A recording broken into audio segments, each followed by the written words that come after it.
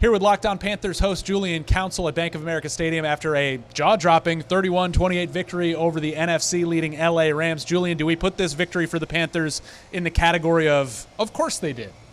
I think so. In this 2025 season, we just don't know what we're going to get week to week with this Panthers team. We've seen them start off 0-2. We've seen them win 30-0 against the Falcons. We've seen them get blown out by the Bills and the Patriots. We saw them win at Lambeau Field, and we saw them lose to the Saints, and then what we saw today. Anything is possible with this Carolina Panthers team, which makes them just so confounding, but also kind of fun to cover because you just don't know what you're going to get. And walking to the stadium this morning, no, I didn't think they were going to win this game. I didn't think this is going to be a competitive game. And now sitting here hours afterwards, well, yeah, I guess that shouldn't have been that surprising considering all that we've seen this year. Dave Canales got summarily roasted for his game plan and the lack of runs in it on Monday night. 6 days later, he goes from 6 running back handoffs to 35. What did you make of his kind of bounce back play calling and the way that came together? Yeah, he said on Tuesday after reviewing the film that he has to be better in making the run game come alive. And as you mentioned, 9 running back carries, 6 for Rico Dowdle, 3 for Chuba Hubbard on Monday night. On the opening drive of the game, 6 for the running back. So very clearly, Dave was not just going to say, he was going to practice what he preached on Monday. And it was good to see because I felt like going into this game, they needed to try to get Rico Dowdle and Chuba Hubbard both going. And we had seen, honestly, in recent weeks, the old Chuba Hubbard was coming into form as he's gotten healthier, as he's gotten more into the rhythm of this offense this season. And they hadn't run the ball well the last 3 weeks as they've been 1-2. You go back to those 5 weeks where they were 4-1, they ran it really well with Rico, and Chuba was banged up. But now you're finally getting what I think they all wanted to have going into the season. And Rico even told us after the game in the locker room, his expectation was it's going to look like it did today, where he had 18 carries and Chuba Hubbard had 17. He was thinking it was going to be this two-headed monster, and I've always felt like this was the positive for the Panthers to have 2 backs of this caliber, in that it's better to have this than to just have one guy being the bell cow. And now seeing this with the bye week, headed the next 4 weeks, this may be the best version of this Panthers offense that we saw today against LA. All right, they run to set up the pass, so that's how we're going to do it. Bryce Young, 200-plus yards. I mean, was this kind of the actual Bryce Young? We saw 448, and we saw another bad performance Monday night. What did you think of 3 touchdowns, no interceptions, 2 touchdowns on 4th down? Yeah, and some of the throws, you speak of that 4th down, the one in the 3rd quarter, the 4th and 3 throw to Jalen Coker, quite possibly the best throw we've seen from Bryce in his career here in Carolina. Even the 4th and 2 to Terrell McMillan right here behind us, that was another excellent throw as he stood in the pocket, waited for the play to develop, and found T-Mac wide open down the field. And just the naked boot as well. Bryce played within himself. And he was also asked to do more than we saw him asked to be doing on Monday night in that loss against the 49ers. So this is what you want to see. You want to see balance. And we have not really seen a balanced offensive attack. Maybe the game against Dallas, we really have not seen them run the ball as effectively and then have Bryce not only hit deep shots, but find things intermediate and also take care of the football. That's a huge piece of this game today as they won a turnover battle 3-0. So great bounce back for him. And I do think that this could be the real Bryce Young.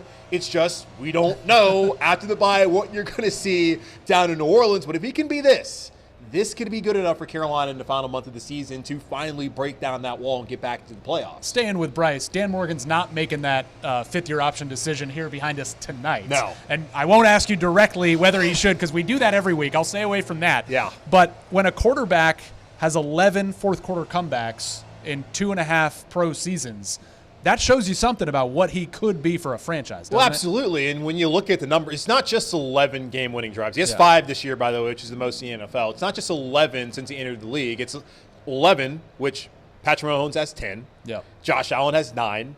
Jalen Hurts, maybe not the same as Mahomes and Allen, but Super Bowl champion. He has 9. That's what you want. And those are the things we talk about with franchise quarterbacks. And you look at the Panthers organization and fans back in 2020, what was one of the biggest complaints that fans had that year? the inability Yep. for Teddy Bridgewater to help lead this team down the field on either a game-winning or game-tying drive. We have now seen 5 times Bryce do this year and 11 times in his career. So that says a lot about when you need it most, he's made some of those plays. And I also give a lot of credit to the defense and the play that Derek Brown made to close out that game, because it's not the first time that they've done that. You saw it against Miami. You saw it against Dallas as well, that you have a closer potentially in Bryce Young, who's shown it multiple times throughout his career. So yeah, man, like that's a big piece. We'll see the next 4 games and how that plays out, because obviously that will go into the calculus of what they decide to do in a decision that doesn't have to be made, by the way, until May. But it's certainly going to be a positive as far as if they want to retain him at the 5th-year option. Let's finish with that defense, which finished the game, and they really started it. I mean, Carolina had a 7-0 lead, but then they get the first pick of Matt Stafford. Then they get another one for 6. I mean, this guy had 2 interceptions all year. He comes in and leaves back to California with 2 more. Carolina without Pro Bowler J.C. Horn, without a starting safety, a starting linebacker. How did this defense pull that off? Yeah, it's 2 interceptions. It's also a fumble that they forced. 3 takeaways. The second straight week we've seen that. Now, it's different. I think Matthew Stafford clearly going to this game was the MVP favorite.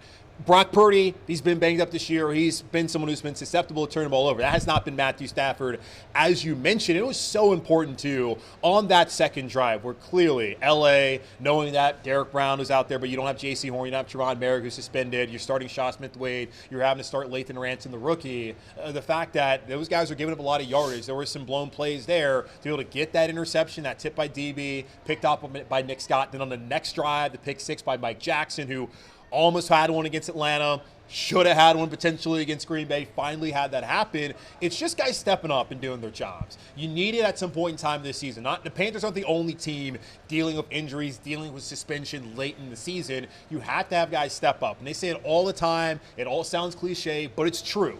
You have to have guys step up when their number's called, and that happened today, not just with the big names like Derek Brown and I guess to a lesser extent Mike Jackson, but also seeing some of the plays that Shaw Smith-Wade made, and Lathan Ransom had a sack of Matthew Stafford as well, one of the 2 that they had in this game. So I give a lot of credit to those players and also to Jerry Rivero and a unit that he's been able to put out there and have succeed today, and also in a few of the other games I mentioned earlier where they've been able to close out and get these wins. All right, 7-6. They're a game above 500 entering December. Been a long time since we could say that. You get the bye week, then they're at the Saints. A lot of big division games to close the year. Yeah. This team has confidence.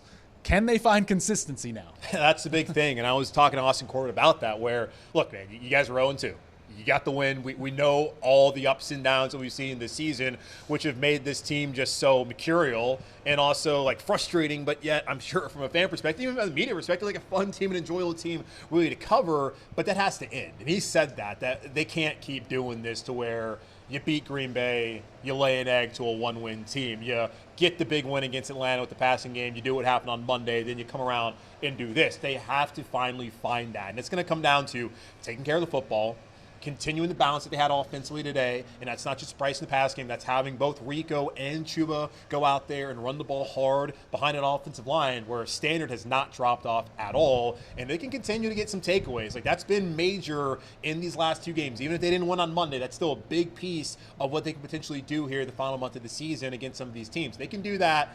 That will finally have them at the consistency that they need to have. So we know that they're resilient. We know that they can bounce back. We know they're capable of beating what I thought and still think is the best team in the NFL, and even Green Bay's a good team. We know they're capable of that, but are they capable of being consistent in doing what you need to do in December to be a playoff team? We'll find out. I think they have all the keys, all the formula to do it. It's just actually putting it out there on the field on Sunday when we get back in 2 weeks down in New Orleans. Julian Council from Locked On Panthers. He's going to be talking about this win for 2 weeks. Panthers on the bye.